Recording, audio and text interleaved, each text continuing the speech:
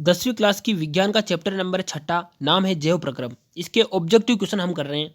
दूसरी वीडियो में आपको इसके प्रश्न उत्तर इंपॉर्टेंट वो मिल जाएंगे।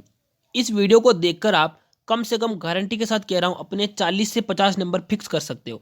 ये विश्वास के साथ कह रहा हूँ। यहाँ से क्वेश्चन आपको 100% देखने को मिलेंगे।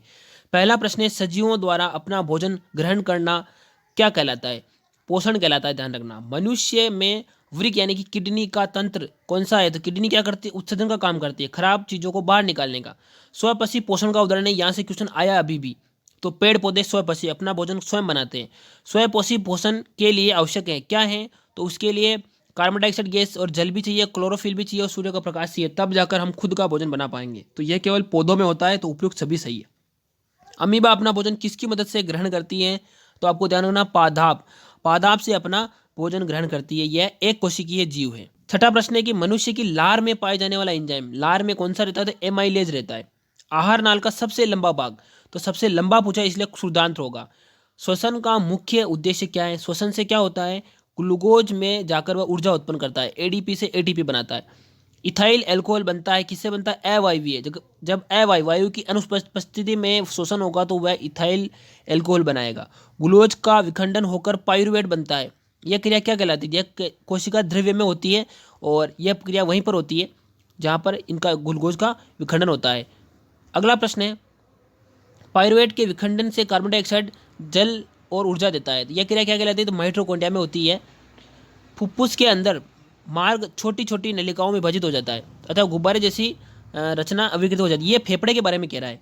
तो ये कहाँ होती है? तो फुफ्फुस, वायुकुपी श्वसनी, ये सब जगह उपयुक्त सभी लगाना है इसमें। रुधिर में पाई जाने वाली कोशिकाएं कौन सी है? तो रुधिर में आपको पता है लाल होती है, सफ़ेद होती है, तो हम बोलते हैं लाल रुधिर कणिकाएं, श्वेत रुधिर कणिकाएं और प्लेटलेट्स। तो इसको ऐसे बोला जाता है आरबीसी, डब्ल्यूबीसी और प्लेटलेट्स। तो उपयुक्त सभी लगाना है। रुधिर का थक्का बनने की सहायता करने में कौन सा काम आता है? तो प्लेटलेट्स। प्लेटलेट्स डेंगू हो जाता है तो उसकी प्लेटलेट्स में कमी हो जाती है। के हृदय में कितने कोष्ठ होते हैं? तो आपको याद रखना है उसके 2 कोष्ठ होते हैं, अपने 4 होते हैं। पूरे शरीर से हृदय में अशुद्ध रुधिर का लाने का कार्य कौन करता है? महाशिरा। हृदय में उल्टी दिशा में रुधिर प्रवाह को रोकना सुनिश्चित करते हैं कौन? वाल्व। ये ध्यान रखते हैं। पादप में फ्लोएम उत्तरदायी। ये अभी क्वेश्चन आया है अर्धवार्षिक परीक्षा में, वार्षिक में भी ऐसा पूछा जाएगा। तो भोजन का वहन का काम होता है फ्लोएम का, जाइलम और फ्लोएम, और जाइलम करेगा पानी का। मानव उत्सर्जन तंत्र की इकाई क्या है? वो नेफ्रॉन है।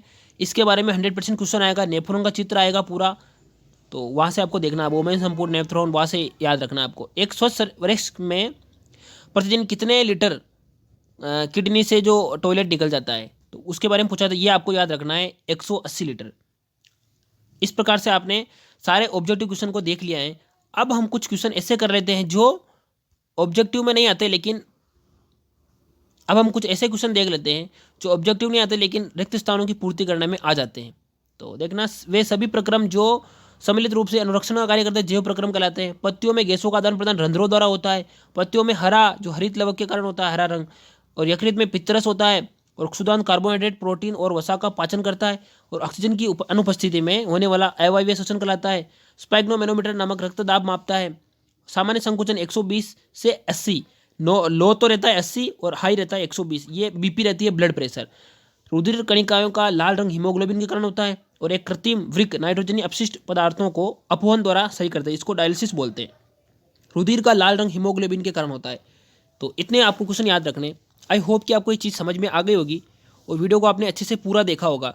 100% कह रहा हूँ, फिर भी बता रहा हूँ आपको, बोर्ड में यहीं से प्रश्न देखने को मिलेंगे ऑब्जेक्टिव। तो पहले ही देख लो, फिर आएंगे परीक्षा में, फिर बाद में चेक करोगे हाँ आ रहा कि नहीं आ रहा। इससे अच्छा है पहले से ही देख लो। वीडियो पसंद आए तो लाइक करें, दोस्तों के साथ शेयर करें। हम मिलेंगे अगली वीडियो में, तब तक पढ़ाई करते रहे। जय हिंद।